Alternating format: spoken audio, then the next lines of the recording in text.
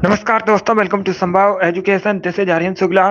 दोस्तों, आज की क्लास में हम मॉडल पेपर डिस्कस करेंगे जिसमें जीके के टॉप के क्वेश्चन होंगे। सभी लोग क्लास को ध्यान से देखिएगा। जो एक्स्ट्रा फैक्ट आपको बताए जाएं उनको भी ध्यान से सुनिए, क्वेश्चन पूछे जा सकते हैं। गुड मॉर्निंग सभी को। गुड मॉर्निंग दोस्तों। चलिए शुरू करते हैं आज की क्लास।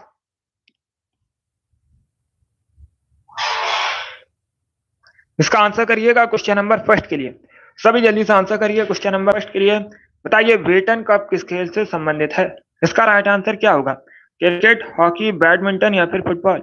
इस प्रकार से ऑप्शन हैं। तो बताइए राइट आंसर क्या होगा? राइट आ रहा हूँ, आप लोग आंसर करिए।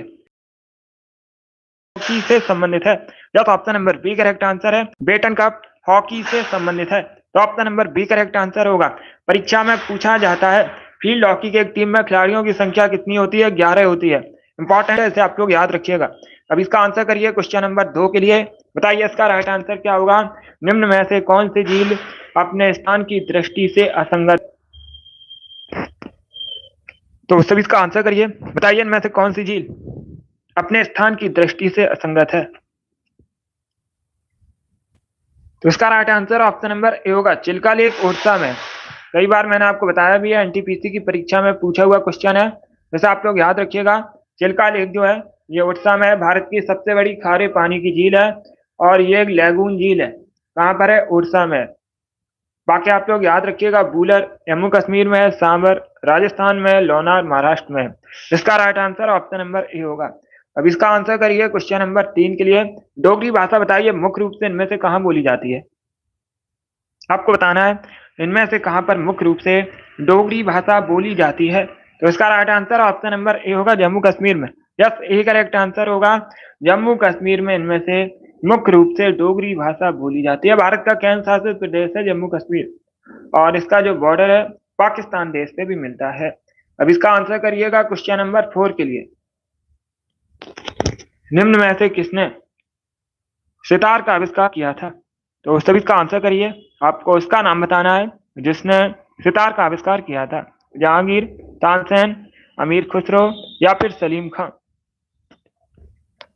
तो उसका right answer option number C होगा, Amir Khusro. Yes, C correct answer होगा। अमीर खुसरो ने सितार का आविष्कार किया था। सी करेक्ट आंसर होगा। बहुत अच्छे, सभी ने करेक्ट आंसर दिया इस बार आप सभी के राइट आंसर है। वेरी गुड दोस्तों।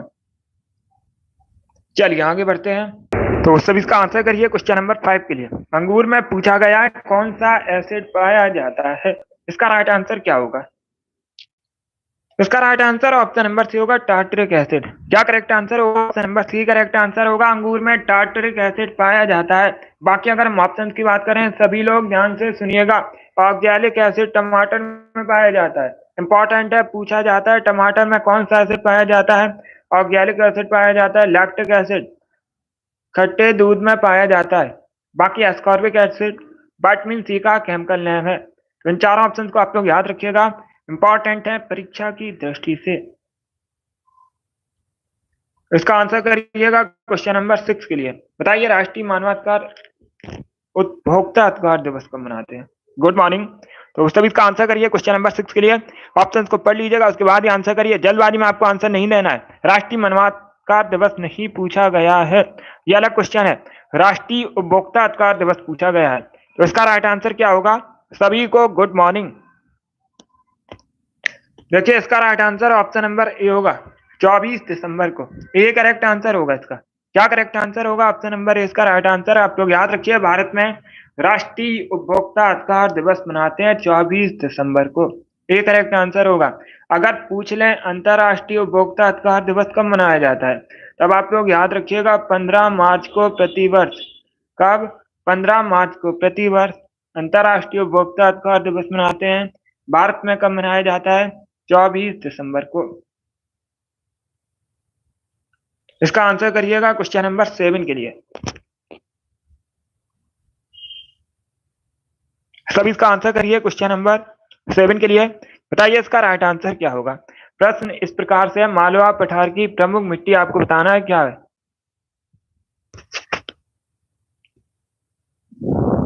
तो सभी इसका आंसर करिए क्वेश्चन नंबर 7 के लिए। मालवा पठार की प्रमुख मिट्टी बतानी है। इसका right answer option number C होगा, काली मिट्टी। सी करेक्ट आंसर होगा। तो काली मिट्टी है, मालवा पठार की प्रमुख मिट्टी है। Option number C correct answer होगा। बाकी आप लोग याद रखिएगा, कपास की खेती के लिए सबसे अच्छी मिट्टी होती है काली मिट्टी। इंपॉर्टेंट है, इसे याद रखिएगा। इसके साथ ही याद रखिएगा, काली मिट्टी को रैगुर मिट्टी के नाम से भी जाना जाता है। ये पूछा जाता है प्रश्न, अन्य नाम क्या है काली मिट्टी का? रैगुर मृदा, रैगुर मिट्टी के नाम से भी जानते हैं। अब इसका आंसर करिएगा क्वेश्चन नंबर 8 के लिए। हवाओं का देश किसे कहा जाता है? उस देश का आपको नाम बताना है जैसे हवाओं का देश कहते हैं। तो right answer option number C होगा, डेनमार्क। या तो option number C correct answer है। अब लोग याद रखिएगा, डेनमार्क को कहते हैं हवाओं का देश। अब इसका आंसर करिए क्वेश्चन नंबर 9 के लिए। ज्योग्राफी से संबंधित क्वेश्चन है। प्रेस्पा झील बताइए निम्न में से किस महाद्वीप में स्थित है? तो सभी इसका आंसर करिए, बताइए इसका राइट आंसर क्या होगा। प्रेस्पा आपको झील बतानी है, कहां पर है? इसका right answer option number C होगा, यूरोप में। सी करेक्ट आंसर होगा इसका। क्या करेक्ट आंसर है? ऑप्शन नंबर सी इसका राइट आंसर है। बी करेक्ट आंसर नहीं होगा, सी करेक्ट आंसर होगा। यूरोप में प्रेस्पा लेक है, तो option number C correct answer है। अब इसका आंसर करिएगा क्वेश्चन नंबर 10 के लिए। सभी जल्दी से आंसर करिए क्वेश्चन नंबर 10 के लिए। सबने अभिज्ञा आंदोलन कब शुरू किया गया था, ये आपको बताना है।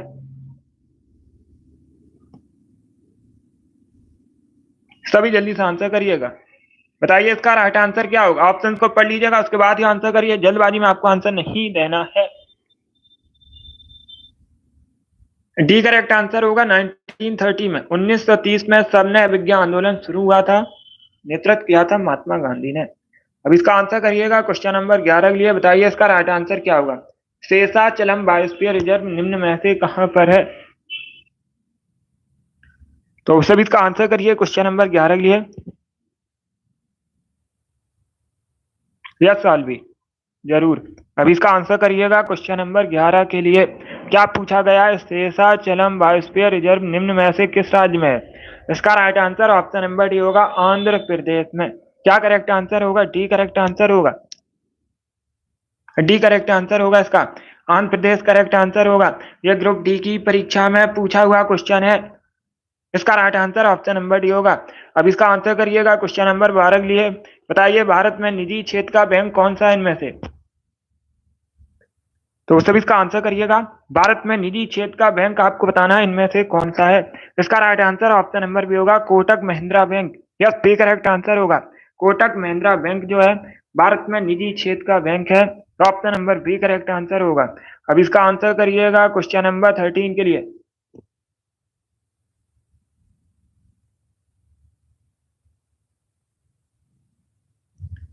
तो सभी इसका आंसर करिए, बताइए इसका राइट आंसर क्या होगा। ऑप्शंस को पढ़ लीजिएगा, उसके बाद ही आंसर करिए। जल्दबाजी में आंसर मत दीजिएगा। अयोध्या एयरपोर्ट का आपको नाम बताना है। बताइए इसका राइट आंसर क्या होगा।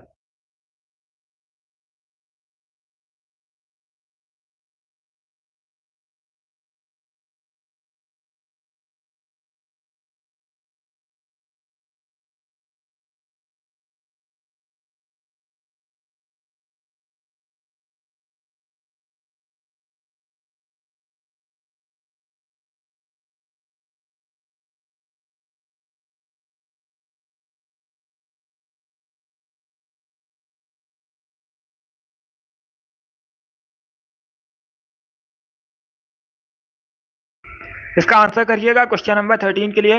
बताइए राइट आंसर क्या होगा। अयोध्या एयरपोर्ट का नाम बताना आपको। तो right answer option number B होगा, महर्षि वाल्मीकि हवाई अड्डा। बी करेक्ट आंसर होगा इसका। क्या करेक्ट आंसर होगा? Option number B. बाकी अयोध्या भगवान श्री राम की जन्मभूमि है, कई बार मैंने आपको बताया भी है, आप लोग जानते भी होंगे। सरयू नदी के किनारे बसा है। ये पूछा जाता है प्रश्न, अयोध्या उत्तर प्रदेश में है। अब इसका आंसर करिएगा क्वेश्चन नंबर 14 के लिए। बताइए दोस्तों, भारत में सबसे पहले दिखाई देने वाला कंप्यूटर वायरस कौन सा है? पहले क्वेश्चन को समझिए।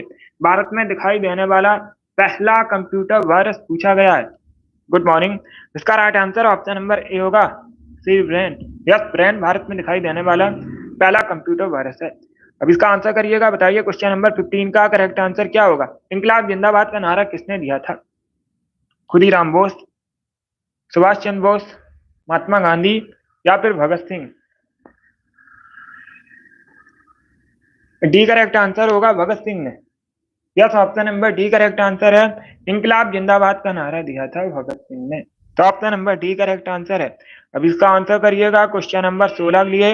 इको मार्क प्रतीक आपको बताना है किससे संबंधित है। इसका राइट आंसर क्या होगा? इको मार्क प्रतीक बताइएगा किससे संबंधित है। इसका right answer option number B होगा, पर्यावरण के लिए सुरक्षित सामग्री से संबंधित है। तो option number B correct answer होगा। अब इसका आंसर करिएगा क्वेश्चन नंबर 17 के लिए। बताइए क्वेश्चन नंबर 17 का करेक्ट आंसर, नीग्रो नदी निम्न में से किसकी सहायक नदी है? नाइजर, जाम्बेजी, अमेजन या फिर नील। इस प्रकार से ऑप्शन हैं। तो सभी इसका आंसर करिएगा, बताइए इसका राइट आंसर क्या होगा। इसका right answer option number C होगा, अमेजन की सहायक नदी है निग्रो। सी करेक्ट आंसर होगा क्वेश्चन नंबर 17 का। सी करेक्ट आंसर है इसका। अब इसका आंसर करिएगा क्वेश्चन नंबर 18 के लिए। बताइए ब्रह्मगिरी वन्यजीव अभ्यारण्य कहां पर है? उत्तर प्रदेश, तमिलनाडु, मिजोरम या फिर कर्नाटका में। ब्रह्मगिरी वन्यजीव अभ्यारण्य आपको बताना है कहां पर है। डी करेक्ट आंसर होगा कर्नाटका में। Yes, option number D correct answer है। कर्नाटक में आप लोग याद रखिएगा ब्रह्मगिरी वन्यजीव अभ्यारण्य। अब इसका आंसर करिए क्वेश्चन नंबर 19 के लिए। बताइए भारत का राष्ट्रीय युद्ध स्मारक कहां पर है? राजकोट, कोच्चि, लखनऊ या फिर नई दिल्ली। तो नई दिल्ली करेक्ट आंसर होगा। नई दिल्ली में भारत का राष्ट्रीय युद्ध स्मारक स्थित है। अब इसका आंसर करिए क्वेश्चन नंबर 20 के लिए। क्वेश्चन नंबर 20 के लिए आंसर करिए, टोडा जनजाति मुख्यतः कहाँ निवास करती है? अभी ये 4 ऑप्शन दिए गए हैं, इन ऑप्शंस को पढ़ लीजिएगा, उसके बाद ये आंसर करिए। जल्दबाजी में आपको आंसर नहीं देना है।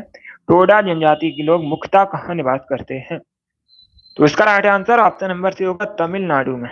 यस, सी करेक्ट आंसर होगा। क्या करेक्ट आंसर है? सी करेक्ट आंसर है तमिलनाडु। इसका आंसर 1 के लिए। बताइए भारतीय संविधान की 11वीं अनुसूची में कितने विषय हैं टोटल?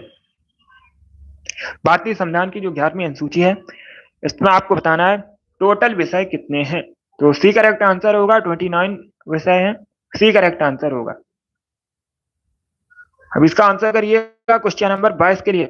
बताइए किस मौर्य शासक को यूनानियों द्वारा अमित्रघात कहा जाता था? आपको उस मौर्य शासक का नाम बताना है जिसे यूनानियों द्वारा अमित्रघात कहा जाता था। इसका राइट आंसर क्या होगा? इसका right answer option number B होगा, बिंदुसार को। यस, बी करेक्ट आंसर होगा। बिंदुसार को यूनानियों द्वारा अमित्रघात कहा जाता था। बी करेक्ट आंसर होगा। बी करेक्ट आंसर होगा इसका। बताइए इंसुलिन का आविष्कार किसने किया था? आपको बताना है इंसुलिन का आविष्कार किसने किया था। इंसुलिन की कमी से मधुमेह रोग होता है, आप लोग याद रखिएगा। और विश्व मधुमेह दिवस प्रतिवर्ष 14 नवंबर को सेलिब्रेट करते हैं। इसका right answer option number B होगा, F Banting. Yes, B correct answer होगा। एफ बैटिंग ने इंसुलिन का आविष्कार किया था।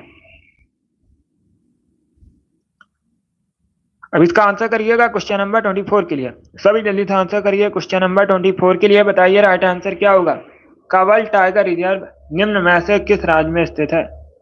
कावल टाइगर रिजर्व आपको बताना है इनमें से किस राज्य में स्थित है? मध्य प्रदेश, महाराष्ट्र, कर्नाटक या फिर तेलंगाना में। तो इसका right answer option number D होगा, तेलंगाना में। क्या करेक्ट आंसर होगा? डी करेक्ट आंसर है। तेलंगाना में भारत में आप लोग याद रखिएगा कावल टाइगर रिजर्व स्थित है। अब इसका आंसर करिए क्वेश्चन नंबर 25 के लिए। निम्न में से चिली की करेंसी बताइएगा। अगर पूछ लें चिली की राजधानी तो याद रखिएगा सैंटियागो चिली की राजधानी है। करेंसी पैसो है। ए करेक्ट आंसर होगा। चिली की मुद्रा क्या है? पैसो। Option number A correct answer है। अब इसका आंसर करिए क्वेश्चन नंबर 26 के लिए। इनमें से रक्त मापने का यंत्र क्या है? रक्त मापक यंत्र बताइएगा इनमें से कौन सा है? तो इसका right answer option number A होगा, स्फिग्नोमैनोमीटर। ए करेक्ट आंसर होगा। क्वेश्चन नंबर 27 के लिए आंसर करिए, महाराष्ट्र का सुकरात किसे कहते हैं? महाराष्ट्र का सुकरात कहते हैं एमजी रानाडे को, और ये एक समाज सुधारक थे। डी करेक्ट आंसर होगा। इसका राइट आंसर क्या होगा? भारत की पहली महिला अशोक चक्र विजेता बताइए, उनका नाम आपको बताना है। तो इसका right answer option number C होगा, Neerja Bhanot. Yes, C correct answer होगा। नीरजा बनोट जो है भारत की पहली महिला अशोक चक्र विजेता है। Option number C correct answer होगा। बाकी ऑप्शंस की अगर हम बात करें, सभी लोग ध्यान से सुनिएगा। आशापूरा देवी ज्ञानपीठ पुरस्कार प्राप्त करने वाली भारत की पहली महिला हैं। कौन? आशापूरा देवी। बाकी बछेंद्री पाल माउंट एवरेस्ट पर जाने वाली भारत की पहली महिला हैं, बछेंद्री पाल। सुष्मिता सेन पहली भारत की मिस यूनिवर्स हैं। तो इन चार ऑप्शन को आप लोग याद रखिए, इंपॉर्टेंट है परीक्षा की दृष्टि से। 29 के लिए आंसर करिए, बताइए इसका राइट आंसर क्या होगा। 29 है ये क्वेश्चन नंबर। फतूहात ए फिरोज शाही में उसके प्रशासनिक उपलब्धियों का रिकॉर्ड दिया गया है। किसकी प्रशासनिक उपलब्धियों का रिकॉर्ड है? तो सभी इसका आंसर करिए, बताइए इसका राइट आंसर क्या होगा। गुलबदन बेगम, अबुल फजल, जयाउद्दीन वर्नी या फिर फिरसा तुगलक। सी करेक्ट आंसर नहीं होगा, आप सभी के आंसर गलत हैं। इसका राइट आंसर क्या होगा? डी करेक्ट आंसर होगा, फिरोज शाह तुगलक। या तो option number D correct answer है, आप लोग याद रखिएगा। फिरोज शाह तुगलक की आत्मकथा है ये। फिरोज शाह तुगलक की आत्मकथा है फतुहात फिरोज शाही, तो डी करेक्ट आंसर होगा। अब इसका आंसर करिएगा क्वेश्चन नंबर 30 के लिए, बताइए इसका राइट आंसर। पॉलिटी से संबंधित क्वेश्चन है। भारतीय संविधान के भाग 4 का अनुच्छेद 43 बी किससे संबंधित है? ये डीपीएसपी संबंधित है और सहकारी समितियों से संबंधित है। या तो ऑप्शन नंबर डी इसका राइट आंसर होगा क्वेश्चन नंबर 30 का। अब इसका आंसर करिएगा क्वेश्चन नंबर 31 के लिए। थाईलैंड के वर्तमान में प्राइम मिनिस्टर बताइए कौन है? तो सब इसका आंसर करिए क्वेश्चन नंबर 31 के लिए। Good morning. इसका right answer option number B होगा Shinawatra. Yes, B correct answer होगा सिनावात्रा। वर्तमान में थाईलैंड के प्राइम मिनिस्टर हैं, प्रधानमंत्री हैं।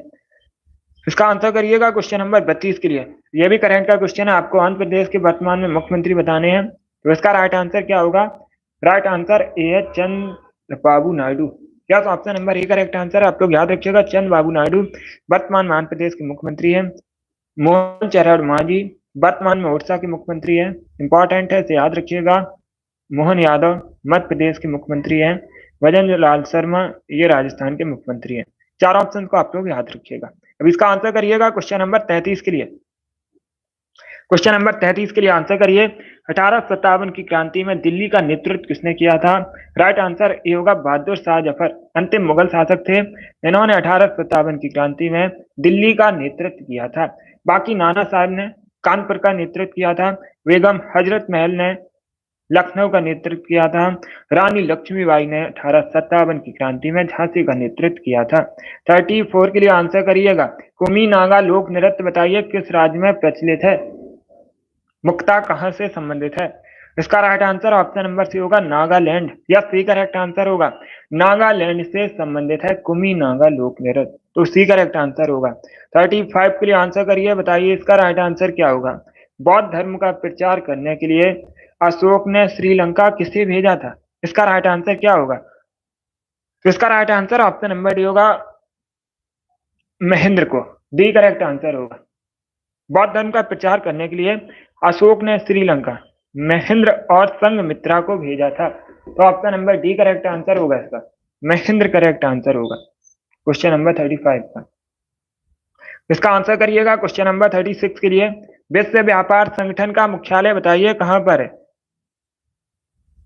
तो सभी इसका आंसर करिए, बताइए इसका राइट आंसर क्या होगा। ऑप्शन को पढ़ लीजिएगा, उसके बाद ही आंसर करिए, जल्दबाजी में आपको आंसर नहीं देना है। देखिए इसका right answer option number B होगा Geneva Switzerland. Yes, B correct answer है। विश्व व्यापार संगठन का मुख्यालय कहां पर है? जेनेवा स्विट्जरलैंड में, तो option number B correct answer होगा। अशोक का पुत्र था महेंद्र।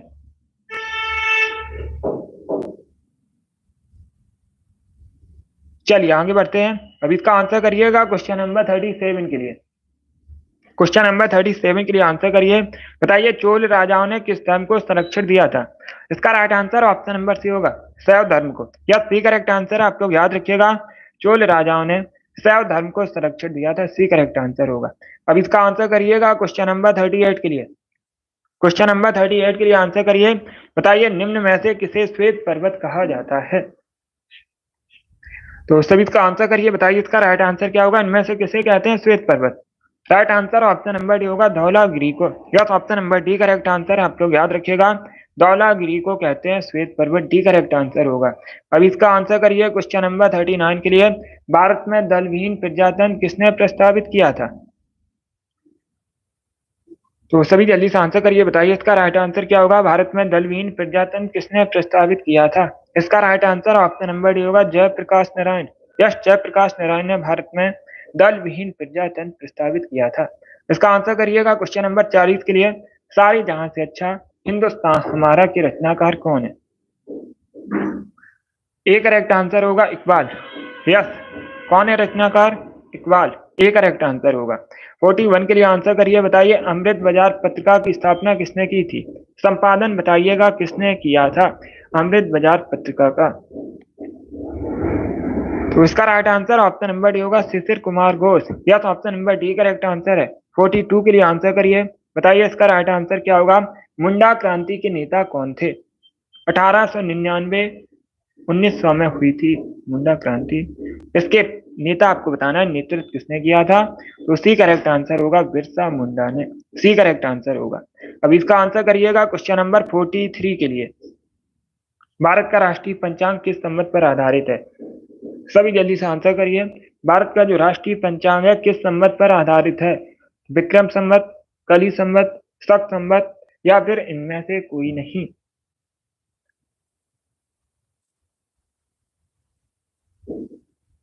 क्वेश्चन नंबर 43 है,